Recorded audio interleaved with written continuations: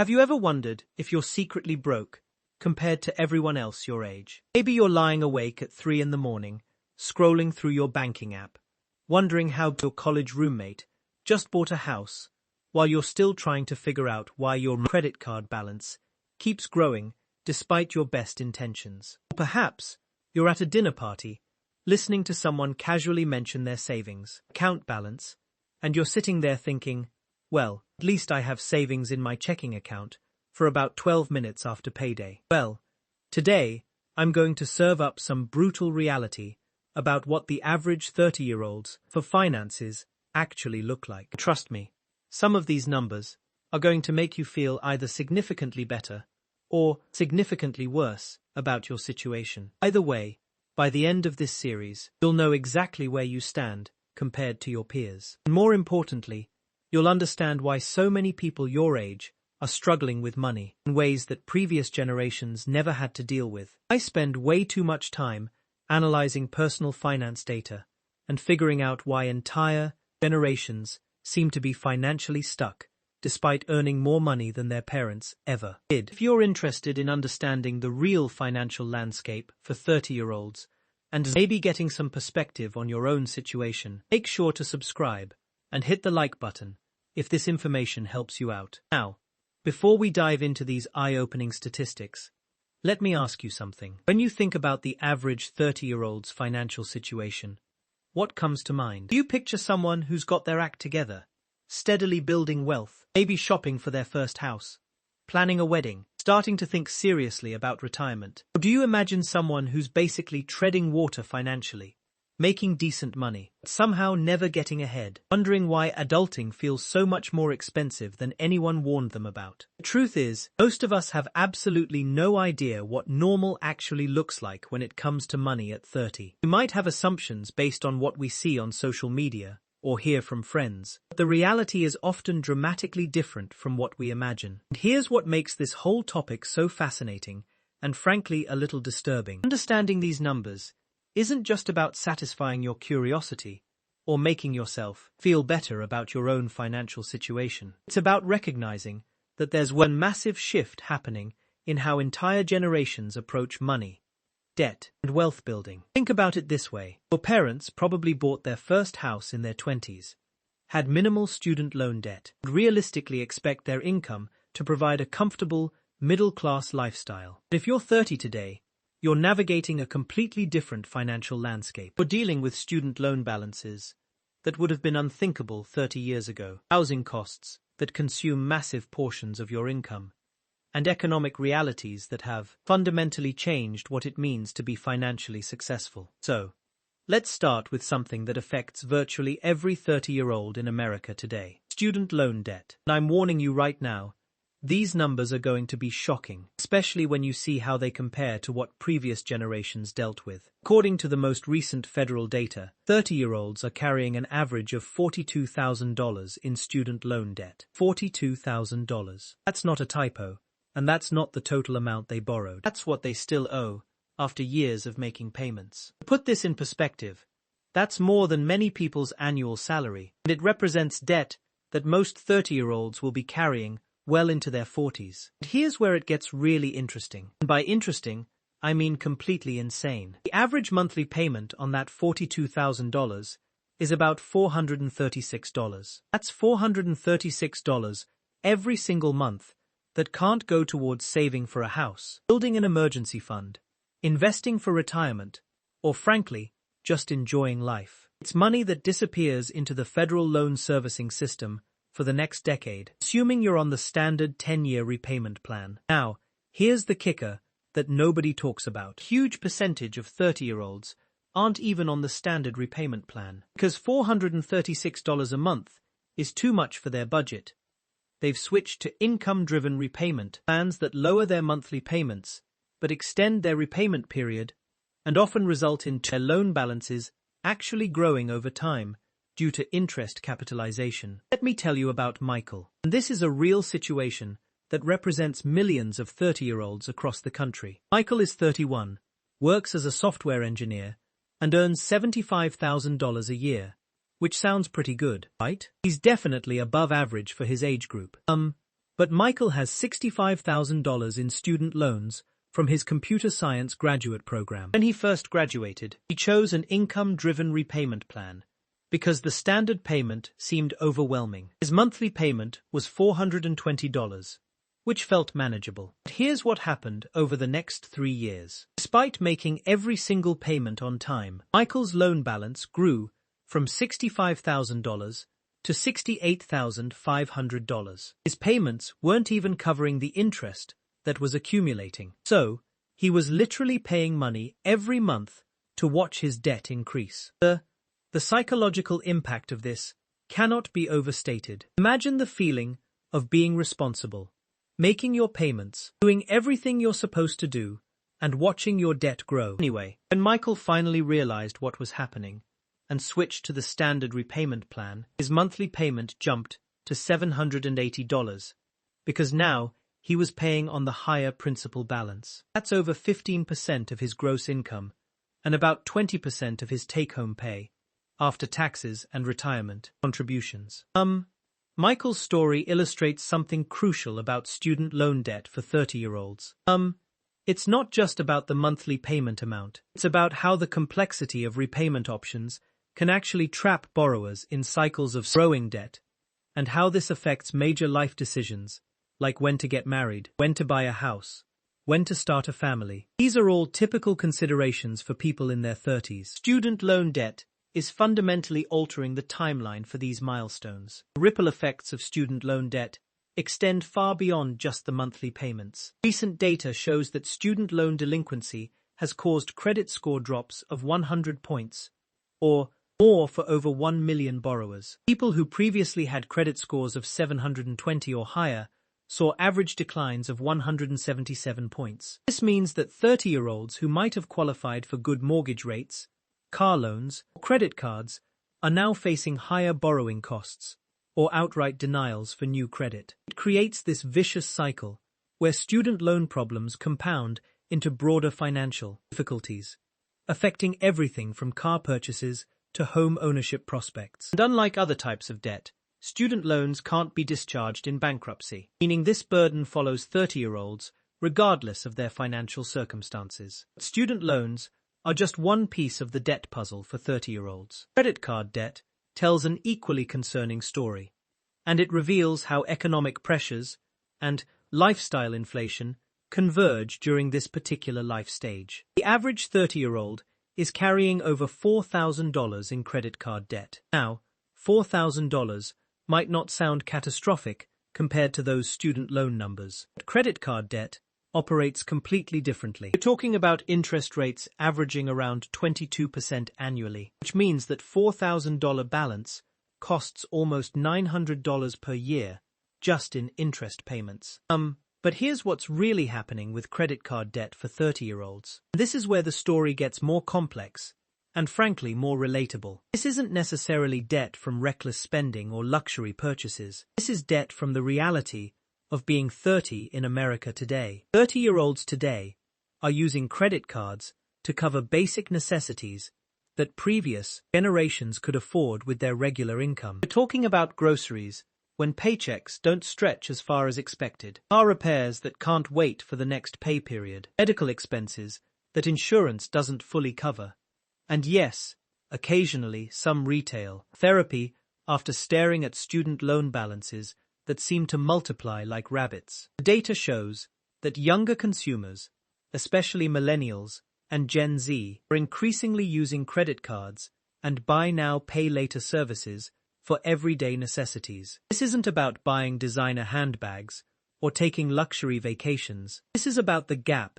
between what 30-year-olds earn and what it actually costs to live a basic adult life in modern America. Consider Sarah, who represents the median 30-year-old experience almost perfectly. Sarah is 30, works in marketing, and earns $58,000 annually, which puts her right at the national average for her age group. She graduated in 2016 with $35,000 in student loans, and she's been making payments for 8 years now. Her monthly student loan payment is $380. Sarah also carries $3,800 in credit card debt. Now, Before you start thinking Sarah is financially irresponsible, let me break down how she accumulated this debt. $1,500 came from her car transmission failing 6 months after her warranty expired, because apparently car parts have a supernatural ability to sense the exact moment you'd no longer covered. $800 accumulated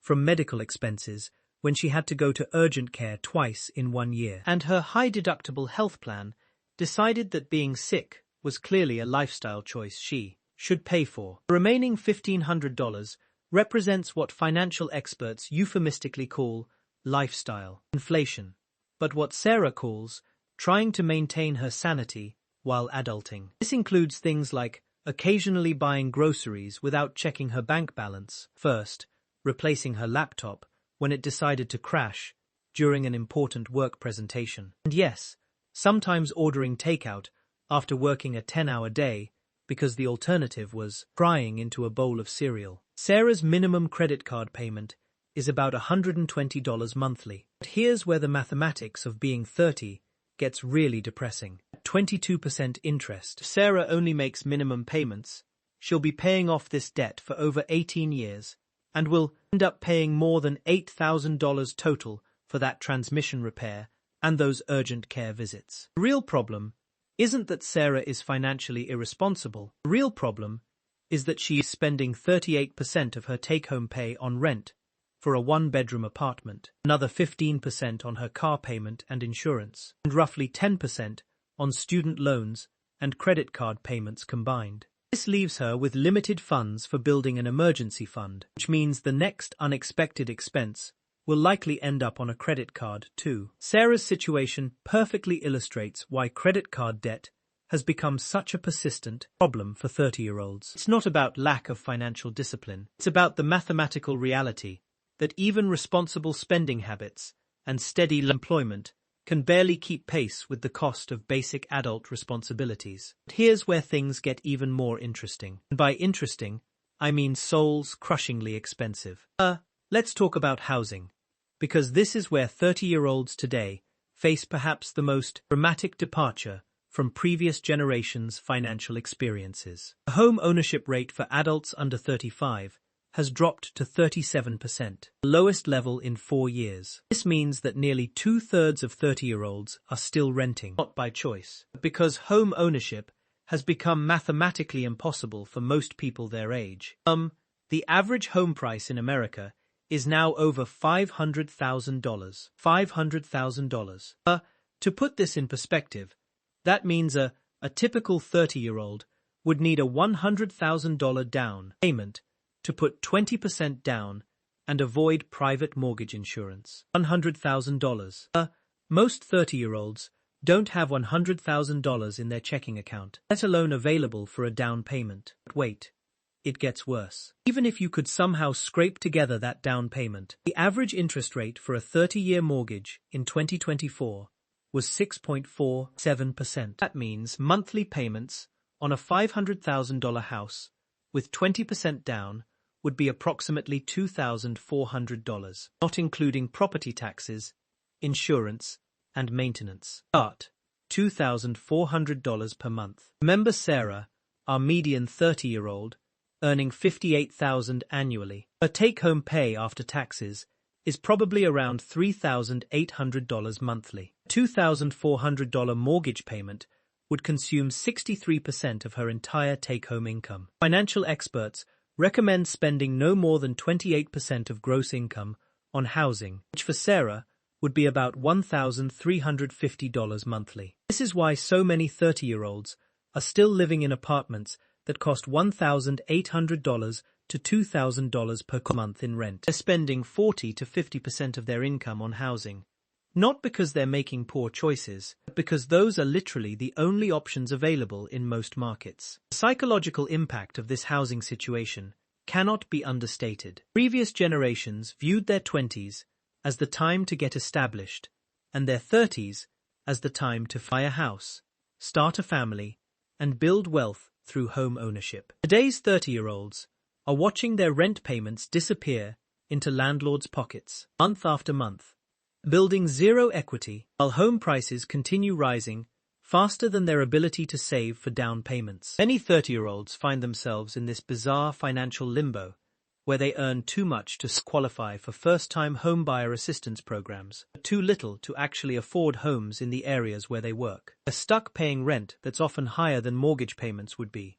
but unable to access home ownership because of down payment requirements and debt-to-income ratios. This housing crisis is fundamentally altering lifetime lines for 30-year-olds. People are delaying marriage because combining two sets of student loan payments doesn't improve anyone's debt-to-income ratio for mortgage qualification. They're postponing having children because raising kids in small rental apartments while paying off student loans and credit card debt feels financially irresponsible.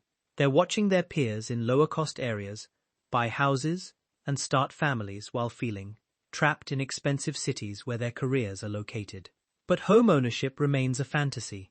The rental market itself has become increasingly predatory toward 30-year-olds. Landlords now routinely require credit scores above 700, proof of income at least 3 times the monthly rent, and application fees that can run several hundred per apartment. And for 30-year-olds, dealing with student loan impacts on their credit scores, finding acceptable rental housing has become a challenge that previous generations never faced. Perhaps the most shocking statistic about 30-year-old finances isn't about debt at all. It's about savings. The numbers are going to make you question everything you thought you knew about financial responsibility. According to financial experts, 30-year-olds should have the equivalent of their annual salary saved by age 30. So, if you're making $60,000 a year, you should theoretically have $60,000 sitting in savings, accounts, and investment portfolios.